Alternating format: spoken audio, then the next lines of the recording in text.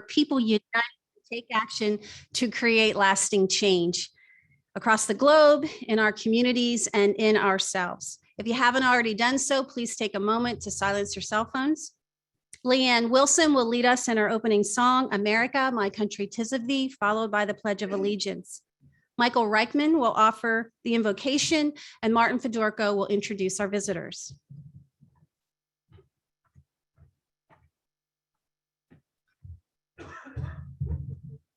Rotarians and guests, please join me in singing My Country 'Tis of Thee.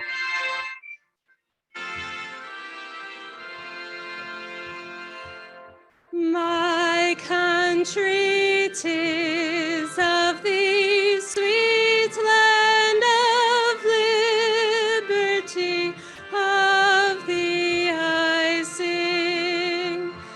Land where my fathers died, land of the pilgrim's pride, from every mountainside, let freedom ring. I pledge allegiance to the flag of the United States of America and to the republic for which it stands, one nation, under God, indivisible, with liberty and justice for all.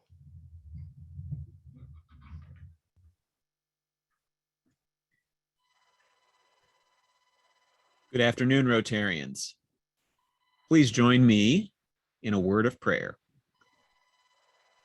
Mr. Rogers once famously said, quote, "When I was a boy and I would see scary things in the news, my mother would say to me, look for the helpers. You will always find people who are helping," end quote. The Rotary Foundation is an embodiment of the helpers, whether it's polio vaccinations, sanitizing clean water, or ensuring quality education. The Rotary Foundation works to better the world all over the world. And in this day and age of division, one heartfelt thing that can unite people across age, ethnicity, politics, and religion is Rotary and its dedication to service above self. May we all be guided to carry out that mission, not just remember it as a slogan, but a way of life, making it better for everyone. Amen.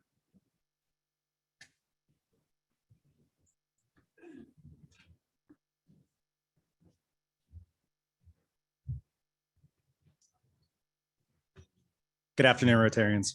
I'm pleased to have the honor of introducing our guest for today's meeting. Please stand and remain standing until President Jackie has welcomed you. Jonathan Barton, guest of President-elect nominee Aaron Jacobs, Vanita Kushla and Suzanne Smith, both guests of Kevin Abnell, and Chris Woods, guest of Walt Tilley.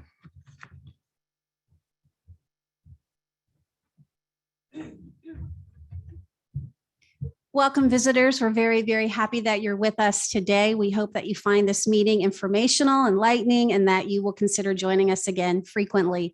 Members, help me welcome our guests.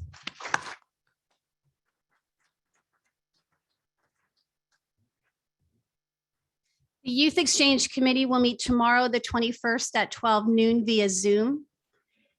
This Saturday, October 23rd, Rotary Leadership Institute of Northeast America is hosting a seminar for District 7390 from 9 to 2 via Zoom. Past District Governor Patty Rooney will be on faculty that day teaching. So to register, visit www.rlinea.org.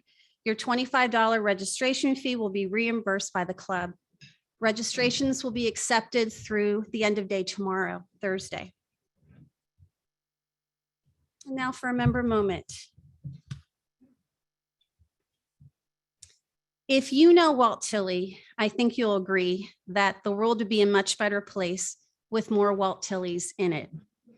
He has a passion for helping others and says it's all about direct service. When you see that need, you have to respond. Walt joined the club in 1997 and has been an active member for the past 24 years, most of that in his involvement with the Youth Exchange program. not only for our club, but for the district too. He's been in the role of district inbound chair for the past 10 years. He has served as inbound, outbound, and committee chair for our club and has been a counselor for 18 students in the program. He and his wife, Suzanne, have kept in touch with many students and have visited their families when traveling in Europe. Walt has been practicing law for nearly 40 years, and in fact, he knew from a very young age that he wanted to be a lawyer. He grew up in Lancaster, attending school at Manheim Township. He studied at Syracuse for undergrad and Temple Law School for his law degree. He actually chose Temple because it was during the energy crisis in the 70s, and he knew he could get to Philly by train. When Walt was a child, his dad had a plane at the Lancaster airport, and he began teaching Walt how to fly when he was just in elementary school. Walt went on to take flying lessons and got his pilot's license to fly single-engine planes. Walt specializes in trial work as chair of Stock and Leaders Litigation Practice Group. He developed a mediation program in the 80s through the York County Bar Association, where he brought in 2 professors from Dickinson School of Law every year to train attorneys in York to be mediators. This was cutting edge law at the time, and York was the only 3rd city in the nation to use mediation to settle disputes outside of the courtroom. He finds great fulfillment in helping young people. You know of his work with David Bobo Ade, and he's helped David's friend Jude, also from Nigeria, with his education and job search too. There's a young man from his church who he began working with when he met him in middle school. He was homeless, but was motivated to find a path forward and complete his education. Walt saw that need and responded.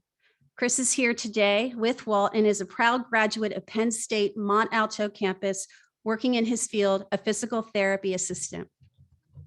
Walt is a multiple Paul Harris Fellow and has made his wife, his son, and new member to be David a Paul Harris Fellow as well.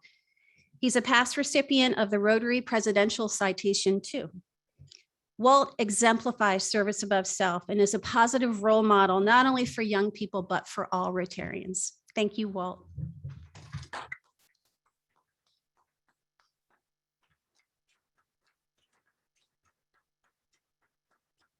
And now, past President Josh George has the honor of inducting our new members.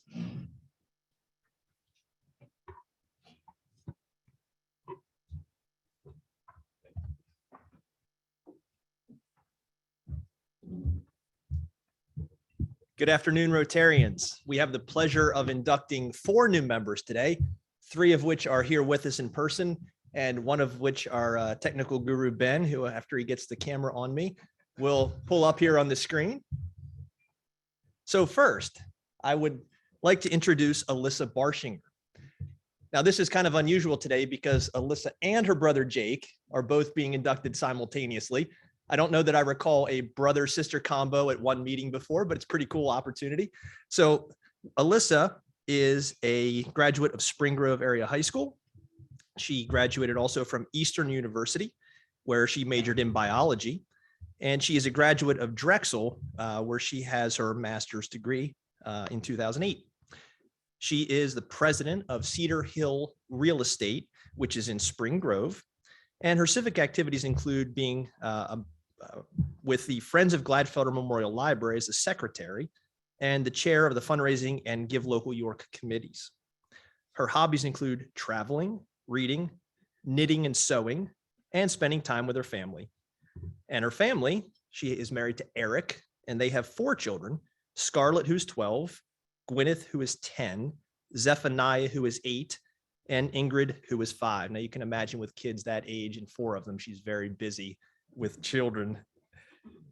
She is proposed by her dad, Jake Miller, who, if you don't know, has been a member of our club for about 25 years now. So we continue the legacy of parents and children being members of this club. That's awesome. Thank you, Jake, for doing so. And members, will you help me welcome Alyssa?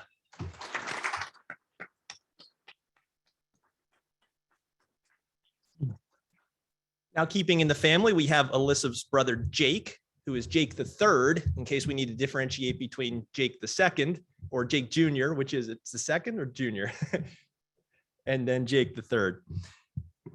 Jake the Third is a graduate of Spring Grove High School and went to Penn State University. He earned his master's degree at York College and his PhD at Drexel. So it's nice to have a doctor who's not a medical doctor. Now, interestingly enough, he's employed by Drexel, so he stayed right there after his PhD program. And I didn't get a chance to ask him, but hopefully you can find out how he's commuting back and forth every day in like Walt's story about going on the train to Philadelphia. So Jake is married to Emily, and they have 2 children, Alden, who is 17, and Ada, who is 14. His civic activities include a lot of volunteer work with the Unitarian Universalist congregation here in York, where he's had various roles over the years, including being part of the board of directors, the staff search committee, a religious ed teacher, and a member of the membership, business, finance, etc. committees. And Jake, obviously, we have a lot of those same committees here. Members, will you help me welcome Jake?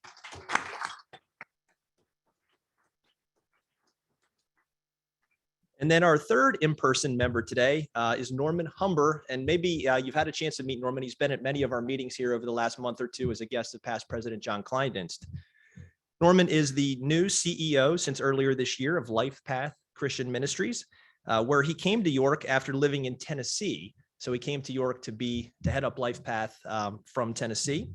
And he is right now working on becoming involved in civic activities locally here, although he's heavily involved in Tennessee where he moved from.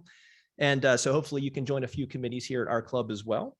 His activities, or his hobbies rather, include golfing, reading, running, and walking on nature trails.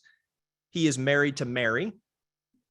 And his proposer is John Kleindienst, as I mentioned. Members, will you help me welcome Norman?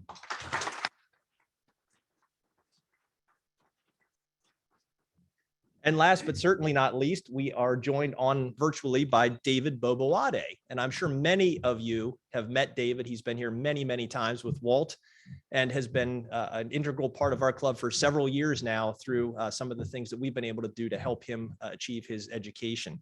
So David is originally from Nigeria, where he went to Chrisland College. Then he moved to Pennsylvania and went to Dallastown High School, and then immediately finished up at Dallastown and went to York College. And he just finished his BS in mechanical engineering here this year from York College. Now, I think this is correct. Walt, jump in here, or David, if you can. I think he's right now looking for work. So if perfect. So interviews with Cummins and Tesla, and I'm sure he'd be happy to do a few more interviews if anybody here in the room, wink, wink, might know a way that he could get a job. He was a part of the Rotary Youth Exchange Program. He is a part of the York College Alumni Association and is also a York College student tutor. And his hobbies include soccer, chess, and ping pong. And as I said, he's proposed by Walt Tilley. Members, will you help me welcome David?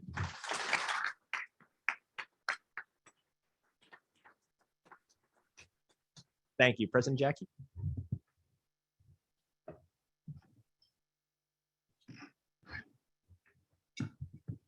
Congratulations to our new members. We are thrilled to have you be part of our club. And as you know, the experience is only enhanced by your level of commitment and involvement. So we hope that you'll look at a lot of these opportunities within our club and get heavily involved. Thank you for being here. Let's welcome them one more time.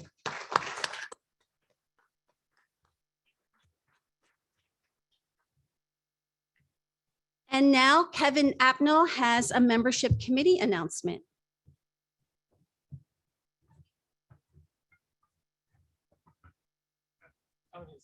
There we go. Oh, well, welcome to the Rotary Club of Walt Tilley, everybody.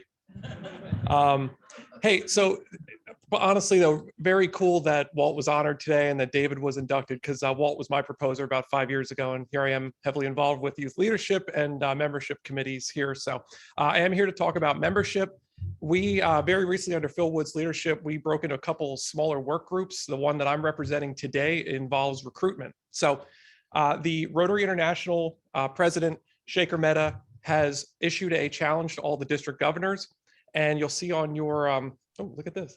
You'll see on your tables here, you have this little table tent, each one bring one. So the challenge that we're setting up for November, in the spirit of football season being underway, the challenge we're throwing out to each of you in November is to consider someone and bring a guest to one meeting in November. I brought 2 in October because I follow rules very poorly.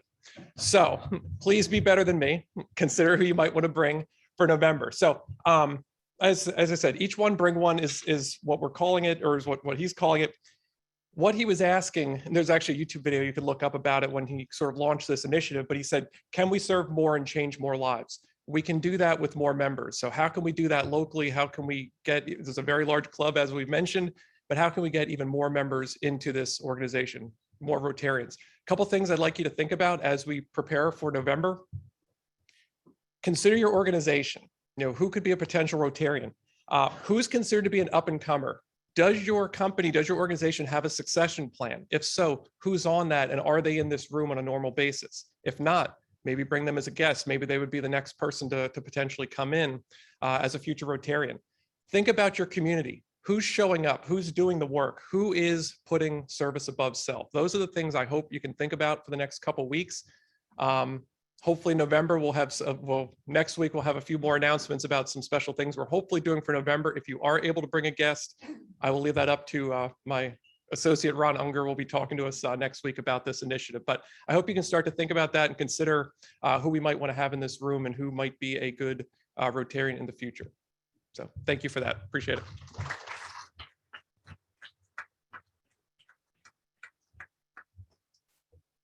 Here you go. About as close to red as we can get. There we are. So let's follow this challenge. Let's see if we can bring a lot of people to Rotary. There's no question that members are our biggest asset.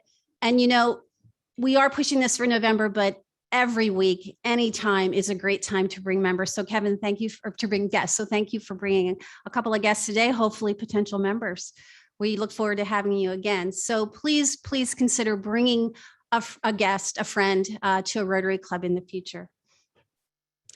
By the way, President Shikhar Mehta, Rotary International's president, is offering every new member that's coming in this year will receive a personal thank you letter from him, both to the new member as well as to the member's proposer. And now, Bill Hartman, the chairman of the Rotary Foundation Committee, will introduce our program.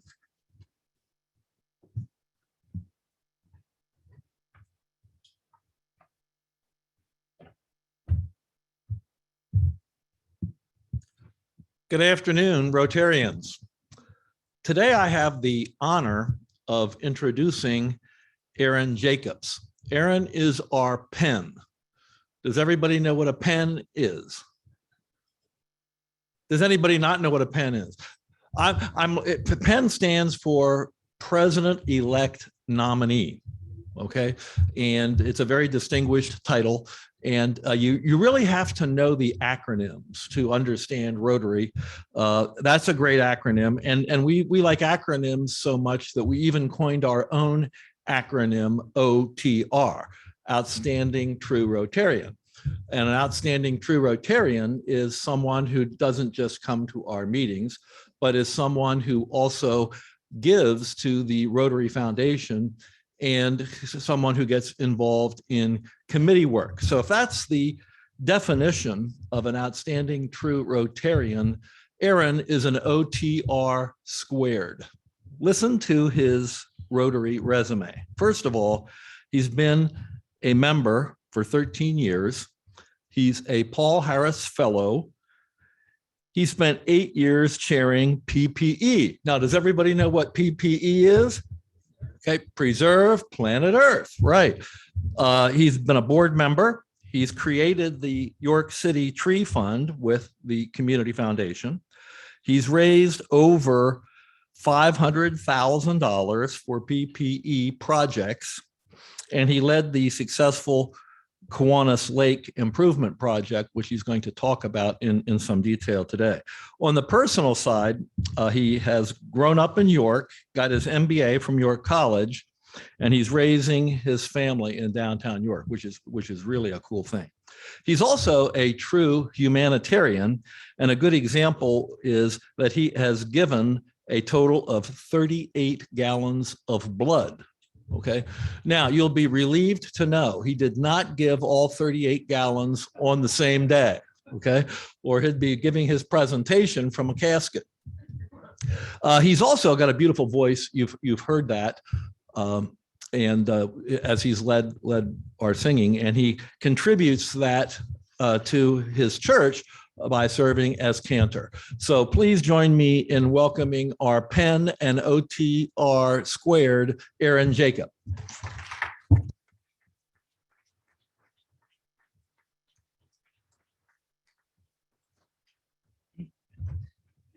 Thank you, Bill. A fun fact. So if you're A positive and you've had a transfusion, there's a little bit of me in you. And that's the program. Anyway, I appreciate that introduction, Bill. You talk about, Rotarian, outstanding Rotarian squared. I believe that because I love Rotary. No, I really do. Lynn and I last week were in Cincinnati for the large club conference, and it was amazing to be around other large clubs, see the other projects that they're doing, their level of passion. Oh, it was great. I love Rotary. I love this club. I love our community. I love that Bill pushes us to the Rotary Foundation and that there are opportunities for us to solve problems, because there are problems in our community, especially the city. For example, Kiwanis Lake. And I'll admit to you that when I first signed on to this project, I had no idea what I'm doing. I don't know anything about lakes. And a year and a half later, I still really don't know anything, but I've learned a lot. I did. And the fact is that I didn't have to know everything because I had access to some of the smartest people, thanks to this club, because of the members of this club, the vendors that we used, the partners we had in the city. We had the smartest people to fix this problem, and we did it. We're not quite done, but we're getting there. And seeing the outcome of this project, when I say I love Rotary and I love being a Rotarian, I really do. So I'll take that OTR squared. I like that. That's great. And it's all because of the efforts of people like Bill, because we can't just do it just with good intentions. It needs support. So let me tell you a bit about how the lake's going. It's not quite done yet, but here is the agenda here.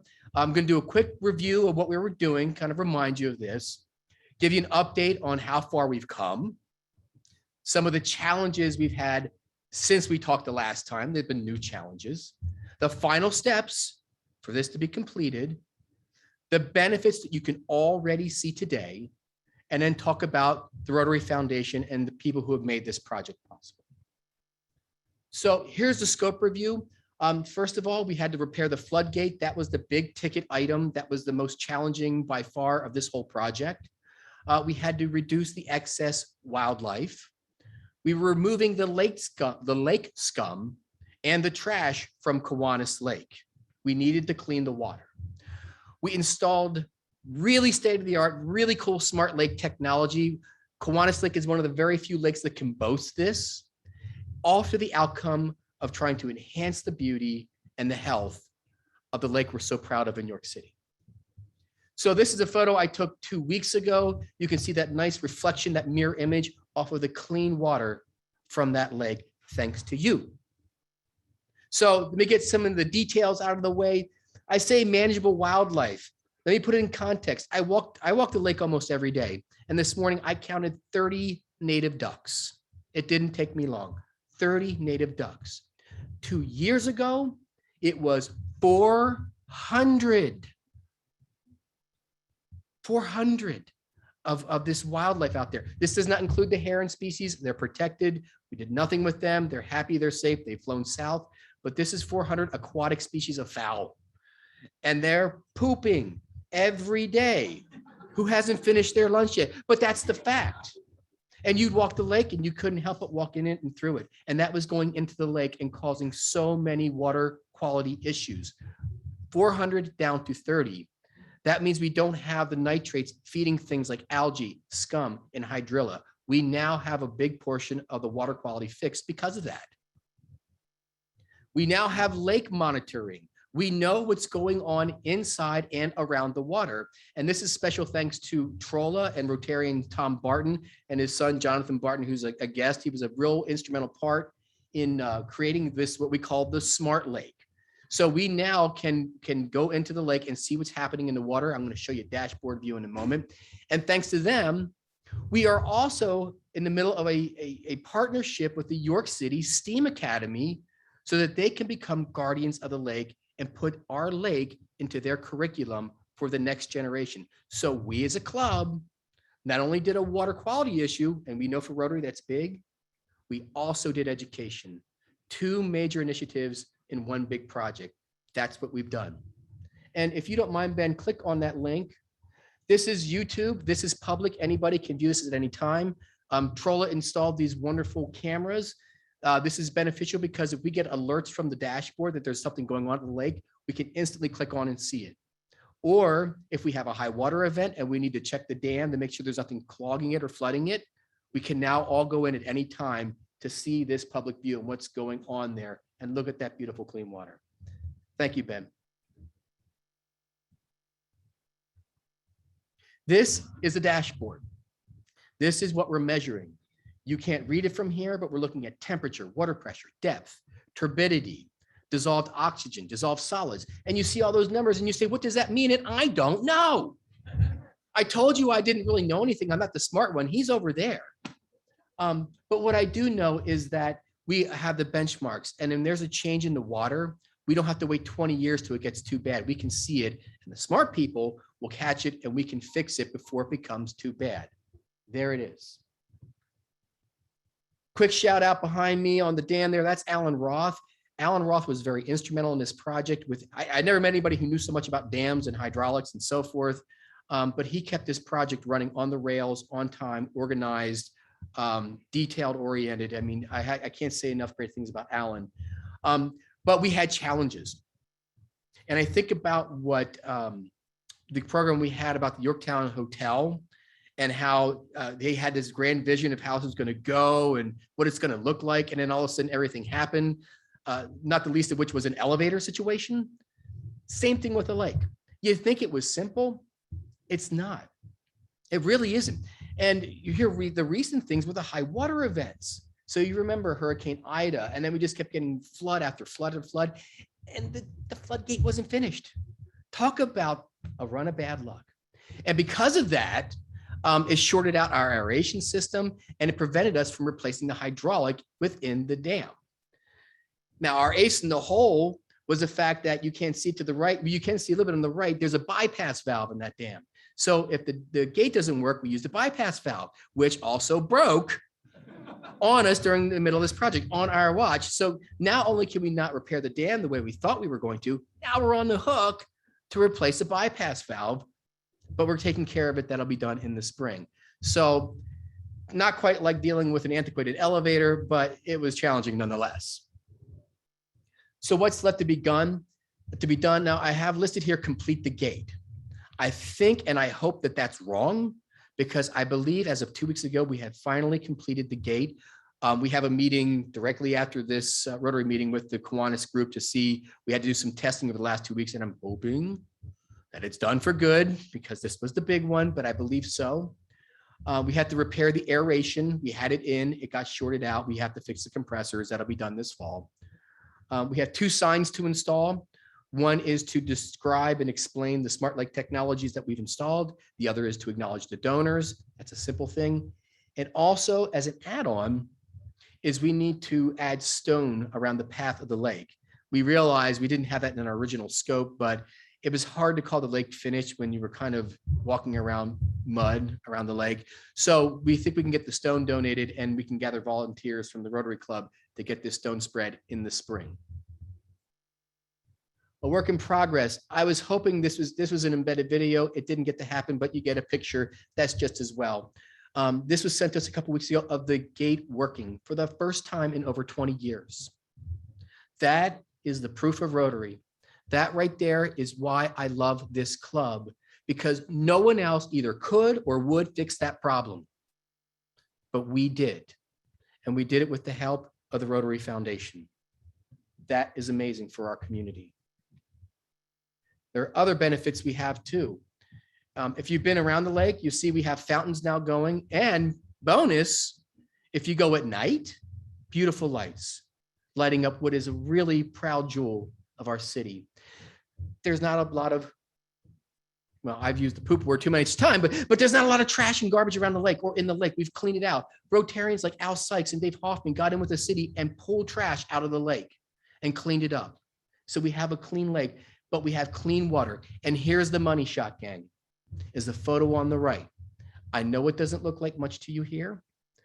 That's a photo I took 2 weeks ago. If you remember in January of 2020, I showed you a photo of the water quality of the lake and you couldn't even see 2 inches down for all of the debris on the top, the water quality. That's 2 feet. You can now see to the bottom of Kiwanis Lake, thanks to what you have done. And thank you to the Rotary Foundation. We are getting there. We're almost done. It's amazing. There's a shout out to all the people who have made this possible with contributions and in-kind donations. Special highlight to the Rotary. You have to acknowledge the foundation as the Rotary District Club Foundation. Again, I learned things along the way, that being one of them. So that's what it is. And I want to end on 2 things. We're a big club. Here's the first one. We are a big club. And we live in a community, especially the city, that has a lot of needs. We have big resources and we need big ideas. You see it, you know it, you want it, but we need big ideas with this club, like Kiwanis Lake, and we've done them. But bring your ideas, because what I've learned and why I love being a Rotarian is the Rotary Club will make these ideas come to life. They really will. You can go stick your fingers in the water of the lake and say, that is Rotary. The second thing is you need to give. We need not only your ideas, but you need to give your time, your talents. We need you to give to the Rotary Foundation, as Bill suggested, so that we can do these projects. Because here it is, that money came back to our community.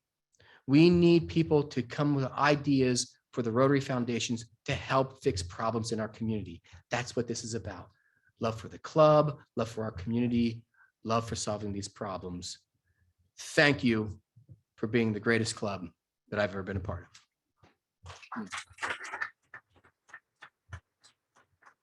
Bill?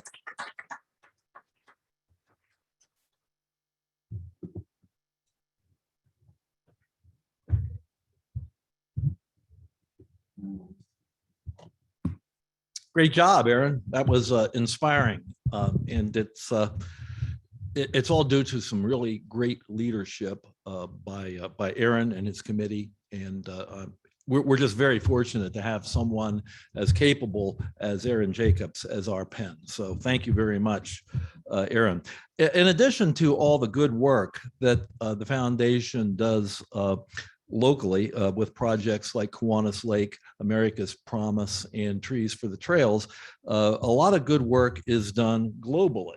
And we got the right slide up, which is always a good start.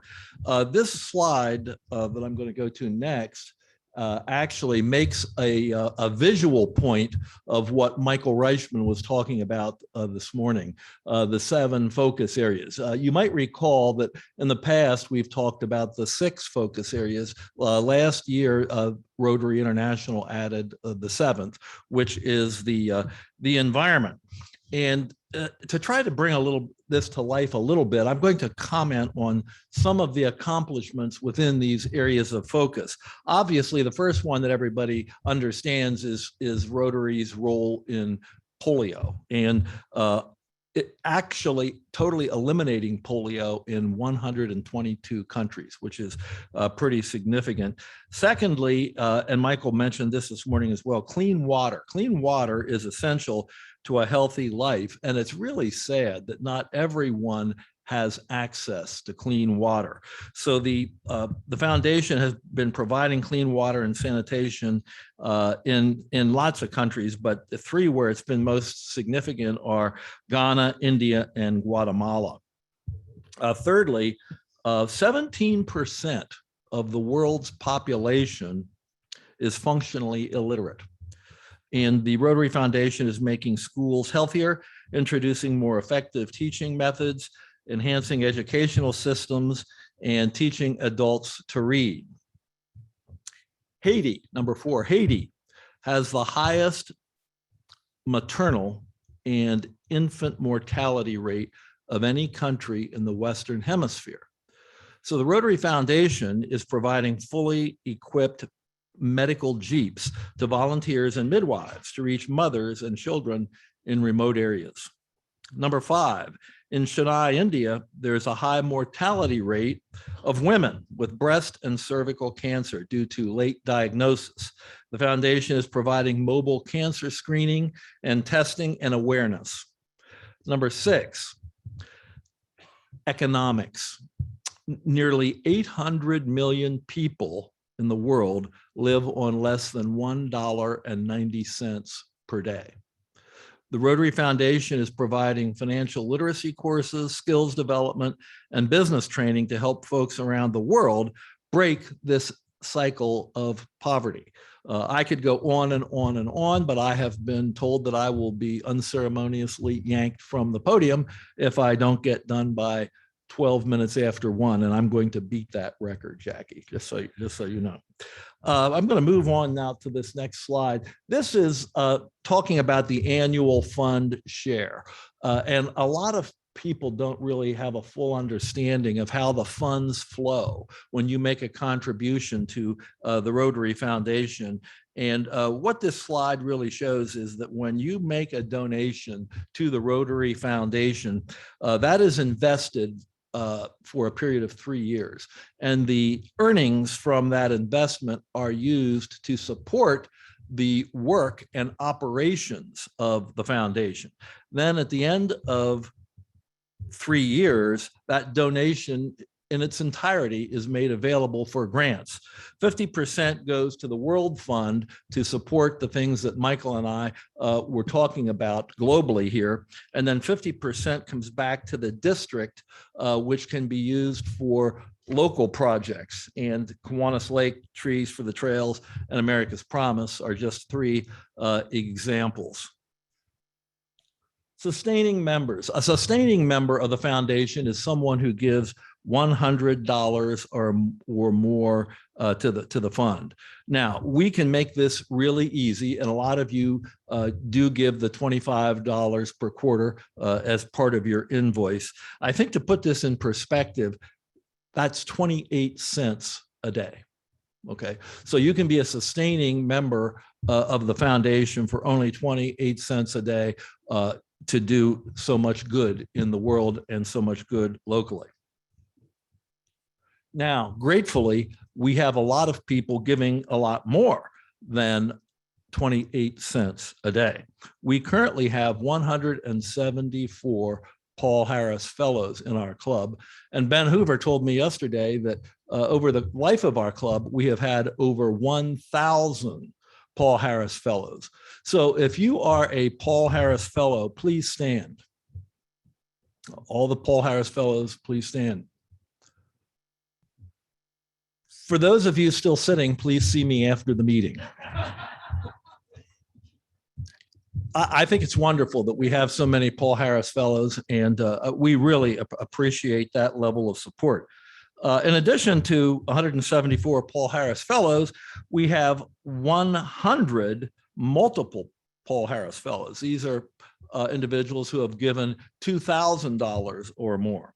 We currently have 13 major donors who have given $10,000 or more, and we currently have 6 Paul Harris Society members in our club. A Paul Harris Society member is someone who has made a commitment to give $1,000 a year, each year, to the Rotary Foundation. That's only $2.80 a day to do great work.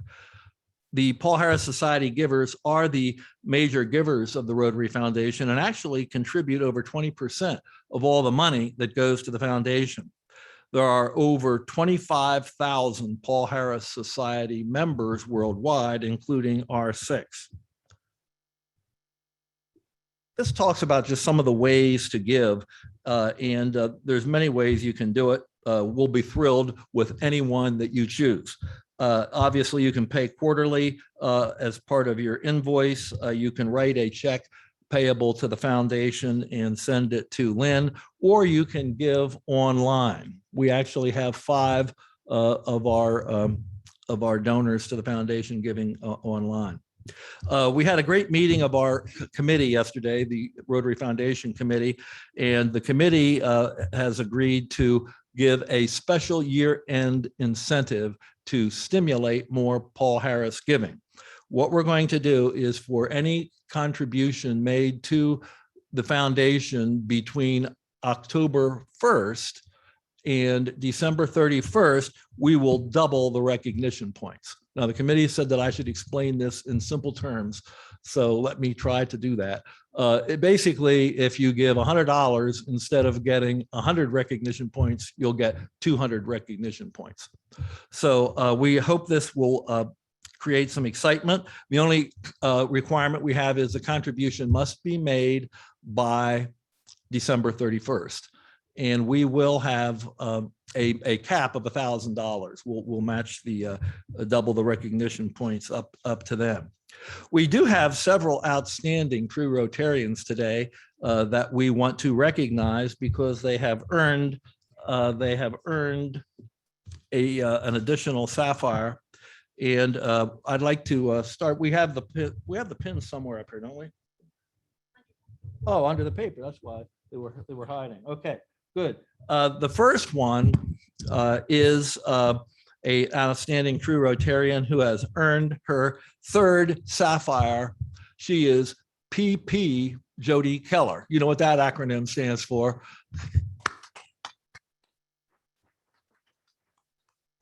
Come on up, Jody. Be recognized, and President Jackie will give you your pin. We have another outstanding true Rotarian who has earned his fifth sapphire, and that is Bob Borden. Bob, are you here today? Yes, you are. Great.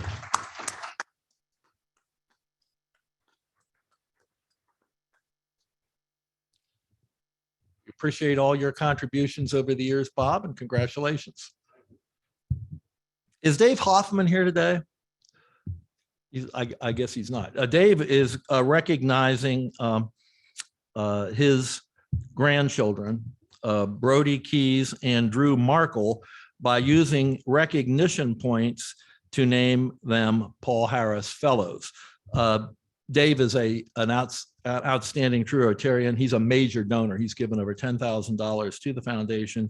And we like to see people use these recognition points like this. And this is the value of it. Recognition points can be given to members of this club to help them get to a next Paul Harris level of status. So we like when you do that and appreciate all your contributions.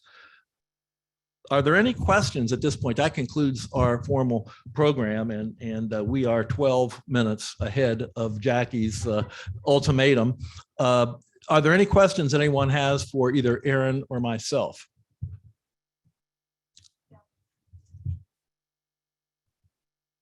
Okay, well, I will do so.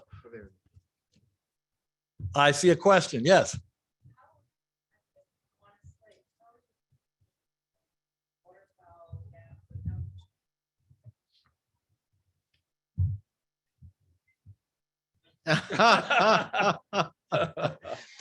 The question is how are we managing some of that waterfowl out there? That has done with a partnership. So you talk about acronyms, Bill.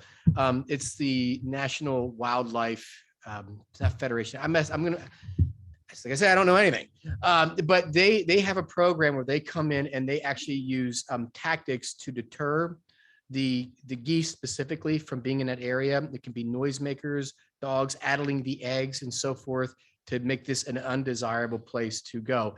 And then what was ever left over, we just took them over to the York Water Company. But JT didn't know that till now. Thanks, JT.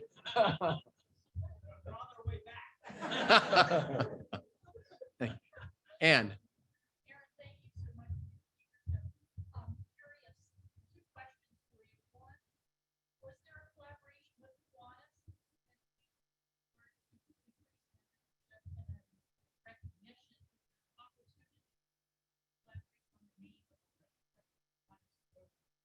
so the question is how involved was the Kiwanis Club with this project, and did it give us an opportunity for potential naming rights on the lake? The local Kiwanis Club was aware of this. They kind of struggle in numbers. I think it was a club of less than 10. So their ability to help or contribute to the project were very minimal, but they were interested, didn't go much further than a conversation. We did have a conversation about what does Rotary's present look like at this lake. We already have a sign for the floating lake. Out of the respect of those who really installed the lake, which was the Kiwanis Club, and this is not the first riparian effort on the lake throughout this, we didn't feel it was right to take on the name of the lake. So for the preservation of history in the lake and those who made that gift, we didn't change the name of the lake. Thank you, Ann. Tom. How much did it cost? And is there a maintenance fund program that goes with it? So all in all, we raised about $175,000 for this project. We pretty much hit it in on the money. We thought we were going to come under it until that bypass valve broke, and then that kind of shook up the budget a little bit. We would hope to have some left over to make a fund with the community foundation, but that didn't happen. But the bottom line is this is basically a zero to no maintenance project, which we were very specific about for the city's sake. The Rotary Club does not own any of the components of the lake. This was turned over as a gift to York City to operate and maintain. But because of the smart lakes and so forth, there really is no maintenance involved with this. So thank you, Tom.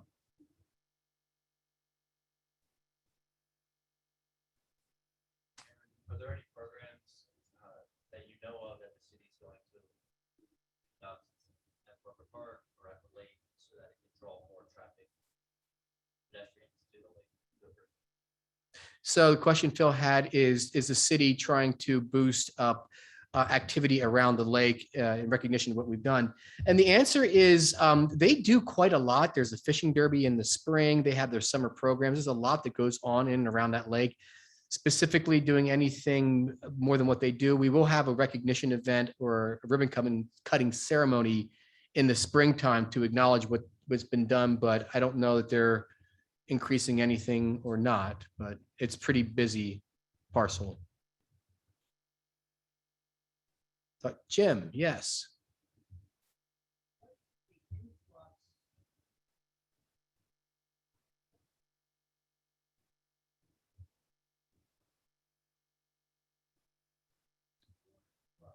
What is the water flow of the lake? That's a hard question to answer right now. If you look in the bottom right-hand corner, that gate is closed, which means the level's low. We haven't had any rain events. So it's determined mostly by rain events because remember, all the storm systems from not only York City upstream, but also Dover and Manchester eventually make its way through the lake. But we also have a quarry upstream. And there are times when the quarry is pumping on a normal day like today, and we don't know it. And what happens is, and I don't know if this is really getting to your question, Jim, but because of the sensors that we have put into the lake, it knows when that level is going up, and that gate regulates the water level on its own. So when there's a high water event, the gate will go down and respond to that so that when you walk around the lake, you don't even know it's happening. Aaron, the city is looking at exposing the flow rate as one of the data points next year. So that could be something that you could actually go and look at on the See the smart one? Told you. Could you say that a little louder? No, I just said the city is looking at adding flow rate as one of the data points that you'll be able to see on the YouTube channel and on the dashboards that Aaron showed you earlier. But that would be something maybe next year that would come into it. Okay. Thank you, Jonathan. Thank you, Jim. Other questions? How about for Bill? You're doing fine. My fear is that the big takeaway is everybody's going to talk about all the blood and feces about the program. So this is the best program ever. Jonathan. I have a question for everybody, actually. So as part of this, we're trying to correlate a lot of this data with local community organizations that are helping to feed into the DEP's watershed plan. We're currently, the state of Pennsylvania is in phase 3 of its watershed plan. Oh, sure. Oh, I love it. Sure. I warned Jonathan that if he gets up to 3 responses, he has to become a member. So indulge him. Sorry. We're trying to coordinate the data that's being collected by the sensors in the smart lake with what's happening at the DEP level, at the statewide level. They have this watershed plan that's focusing on nitrates, phosphates, and soil sediment. And they're also doing some collection on the data points that we have there now around dissolved oxygen, temperature, and a couple other things. One of the things we need help with is people to actually help us manually sample water.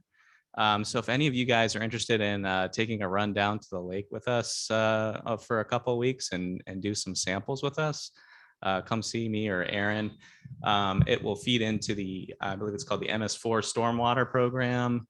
And it'll also feed into Watershed Alliance of York's data that'll feed into the model that's going to also supplement what's being measured for the Chesapeake Bay. So yeah. Wait, and real quick, and for those online, how can they reach out to you? Through Aaron. You can also reach me at my email address, or you could give a call to Troll Industries and just ask for Jonathan. That'd be an easy way to do that. Cool. Thanks. Thank you, Jonathan. Dick. I drive by Parkway Boulevard quite often. It looks to me as if the 370 waterfowl that are no longer around the lake have merely moved their homes to the baseball field and the football field just west of the lake. Yes. So what happens, it's again, I learned stuff along the way. These are migratory birds, and for certain parts of the year, they cannot migrate because they're molting. And they've learned to stay away from the lake, and they have found other places to go. Some of them have been physically removed. But I think at this point in time, you're hard to find any of them in the last few weeks. Always the birds.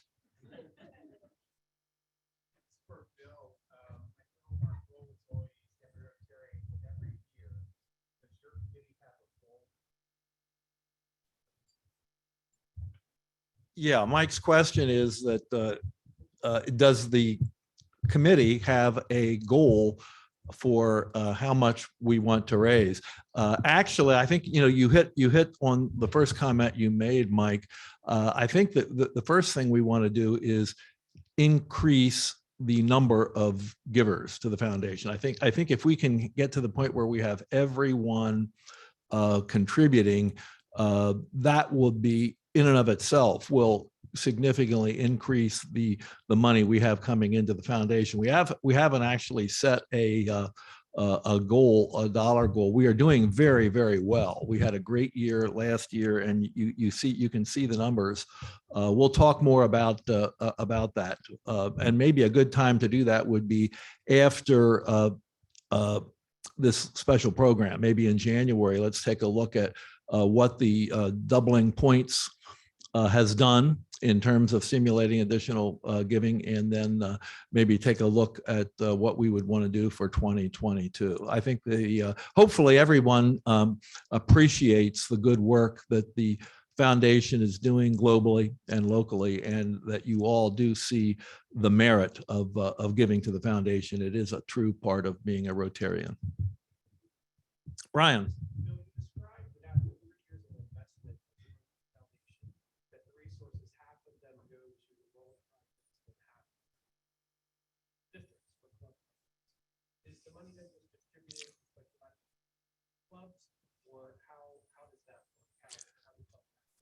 Yeah, that's a good question. What Brian is asking is once the donations have spent 3 years at the foundation earning income, and it comes back, 50% of it comes to the district, and the other 50% goes to global efforts around the world.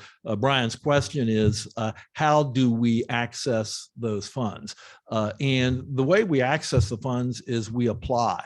The funds are for these grants like Kiwanis Lake, America's Promise, and Trees for the Trail. They were all approved by the district. So it's incumbent upon us to put together a program, apply for the grant, make a case for it, and then the district has a committee, and I believe we have a member on that committee who who will actually make those decisions. So it's based more on how the district assesses the impact of the particular project as opposed to any equitable method of just dividing the money up. It's a good question, and it's important. So I'm hopeful that we can have more local projects at our club that we can use. We've had some real, this Kiwanis Lake project that Aaron led is a great success, and it's an example of what we can do. So I think we should all be proud of that. Any other questions? If not, we'll turn it back to President Jackie.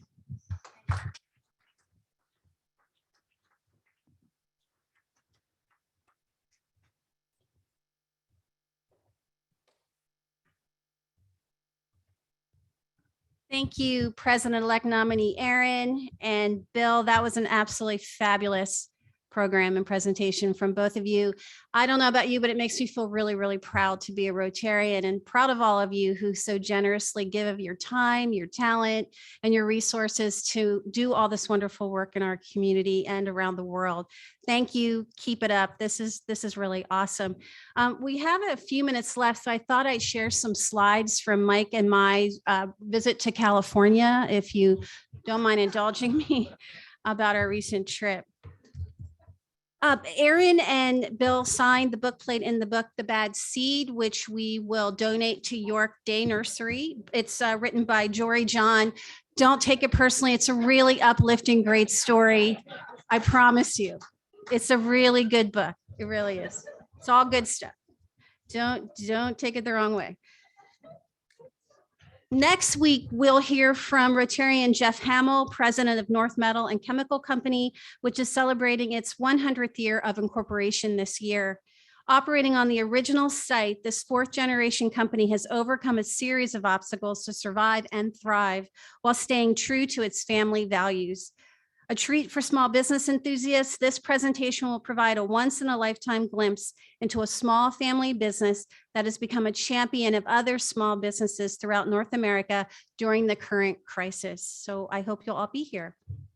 In closing, we'd like to share a quote by Paul Harris. Rotarians are very much more favorably disposed toward action than they are toward words. Rotarians, I hope you have a great rest of your week. This meeting is adjourned.